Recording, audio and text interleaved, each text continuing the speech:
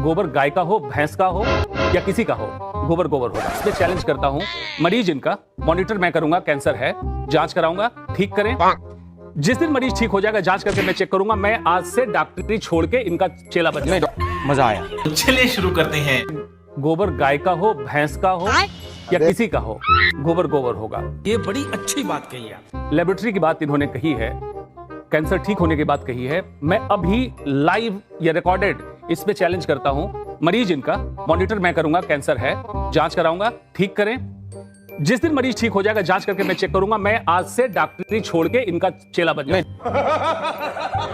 आप एलोपैथिक दवाइयां खाते हैं कि नहीं खाते हैं? हमें जरूरत नहीं दवाइयों की।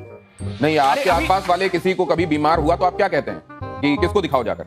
हम तो यही कहते हैं, डॉक्टर को दिखा लो। आज के 100 साल पहले तो कोई डॉक्टर नहीं था। अरे कहना क्या चाहते हो? Whisky kit.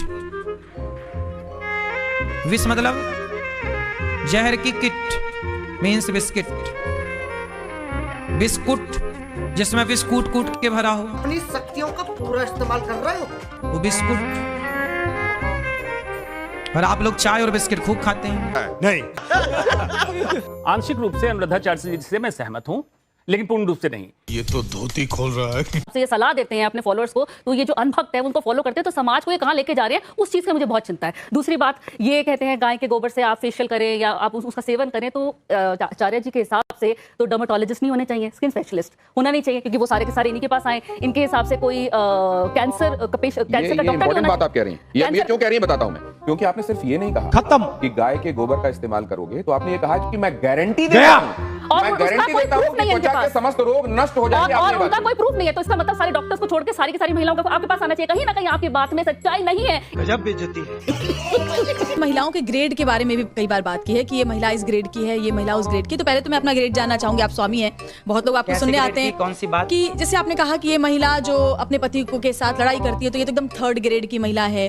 तो हम जैसी महिलाएं जो घर से अभी बाहर निकली हैं, दफ्तर में काम कर रही हैं, कभी रात में भी बाहर रहती हैं, दिन में भी, तो हम किस ग्रेड की आती है आपके हिसाब से? शाबाश बेटा। और एक बात और, जैसे आपने कहा कि महिलाओं को शांति बनाए रखने के लिए अपने मुंह पर उंगली रखी रहनी सबके लिए चाहिए, यही बात है ना? तो मतलब महिलाएं चुप रहे, देश की आधी पुरुष आबादी भी, चुप रहे। पुरुषों को भी कहा है, लेकिन महिलाओं के लिए आपने कहा खास पुरुषों के लिए आपने सुना ही नहीं। पूरी बात सुनना तो सीखिए। अच्छा, हाँ, महाराज जी बोलेंगे, बाकी ठीक सब चुप है। रहे। तो आप यही बता दीजिए, पहले तो मेरा ग्रेड बता दीजिए मुझे, और दूसरा कि अगर हम बाहर काम करने वाली आपका कामकाजी ग्रेड तो आप महिलाएं, अच्छे से जानती होंगी कि आप कितना लड़ती हैं और कितना शांति से रहती हैं, कितनी संस्कारी हैं। आपका संस्कार आपको पता होगा, वही ग्रेड निश्चित कर देगा क्या? वही ग्रेड निश्चित कर देगा क्या?